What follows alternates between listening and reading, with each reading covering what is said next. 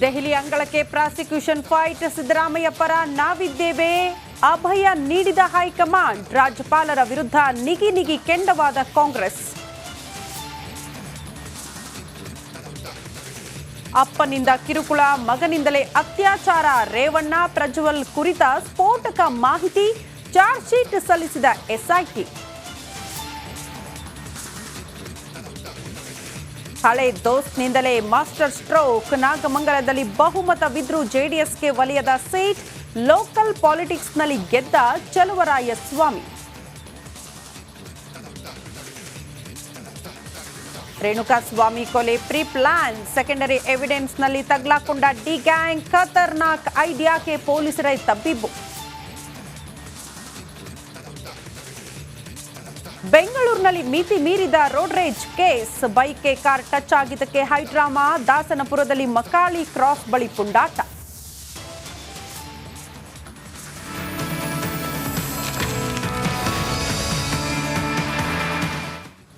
ನಮಸ್ಕಾರ, good morning. ಇದು morning rounds. ನಾನು ಶ್ರುತಿ. ಪರಪ್ಪನ ಅಗ್ರಹಾರ ಜೈಲಿಗೆ ಸಿಸಿಬಿ ಅಧಿಕಾರಿಗಳು ಹೋಗಿದ್ದಾರೆ. ರೇಡ್ ಆಗಿದೆ ಅನ್ನೋದ್ರ ಡೀಟೇಲ್ ಸಿಗ್ತಾ ಇದೆ.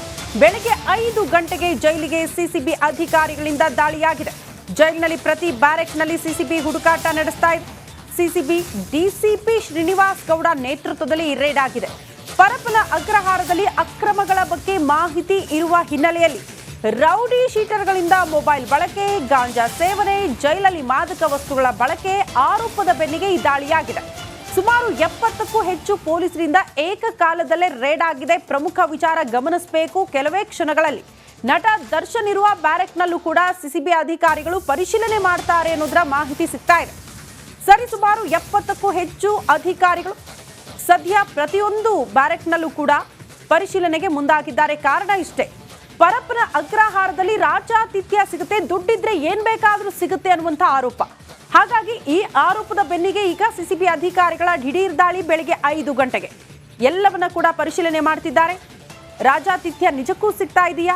ಗಾಂಜಾ ಸೇವನೆ ಆಗ್ತಾ ಇದೆಯಾ? ಮೊಬೈಲ್ ಬಳಕೆ ಆಗ್ತಾ ಇದೆಯಾ?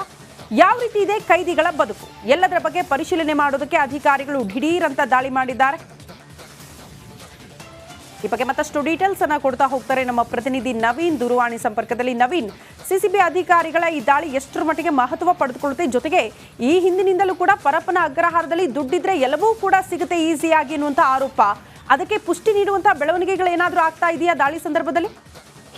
ಶ್ರುತಿ, ಪರಪ್ಪನ ಅಗ್ರಹಾರ ಜೈಲು ಅಂದ್ರೆ ಅದು ಜೈಲಾಗಿ ಈಗ ಉಳಿದಿಲ್ಲ. ಅಲ್ಲಿ ಬಹುತೇಕ ಎಲ್ಲರೂ ಕೂಡ ರೌಡಿ ಶೀಟರ್ಗಳು, ಪ್ರತಿಷ್ಠಿತರು ಎಲ್ಲರೂ ಕೂಡ ಪರಪ್ಪನ ಅಗ್ರಹಾರ ಜೈಲಲ್ಲಿ ತುಂಬಿ ಹೋಗಿರೋದ್ರಿಂದ ಏನು ಜೈಲಿನಲ್ಲಿ ಈಗ ನಡೆಯುವ ಅಕ್ರಮಗಳನ್ನ ಕಡಿವಾಣ ಹಾಕೋದು ದೊಡ್ಡದ ಸವಾಲಾಗಿ ಪರಿಣಮಿಸಿರುವಂತದ್ದು. ಕೆಲವು ಅಧಿಕಾರಿಗಳು ಹಲವು ವರ್ಷಗಳಿಂದ ಇಲ್ಲೇ ಠಿಕಾಣಿ ಹೂಡಿರೋದ್ರಿಂದಾಗಿ ಅಕ್ರಮಗಳಿಗೆ ಏನು ಅವರು ದಾರಿ ಮಾಡಿಕೊಡ್ತಿದ್ದಾರೆ ಅನ್ನೋದಷ್ಟು ಆರೋಪಗಳು ಕೇಳಿ ಬಂದಿತ್ತು. ಈ ಹಿನ್ನೆಲೆಯಲ್ಲಿ ಇವತ್ತು ಬೆಳಗ್ಗೆ 5 ಗಂಟೆಗೆ ಸಿಸಿಬಿ ಡಿಸಿಪಿ ಶ್ರೀನಿವಾಸ್ ಗೌಡ ನೇತೃತ್ವದಲ್ಲಿ ಈ ಒಂದು ಪರಪ್ಪನ ಜೈಲಿನ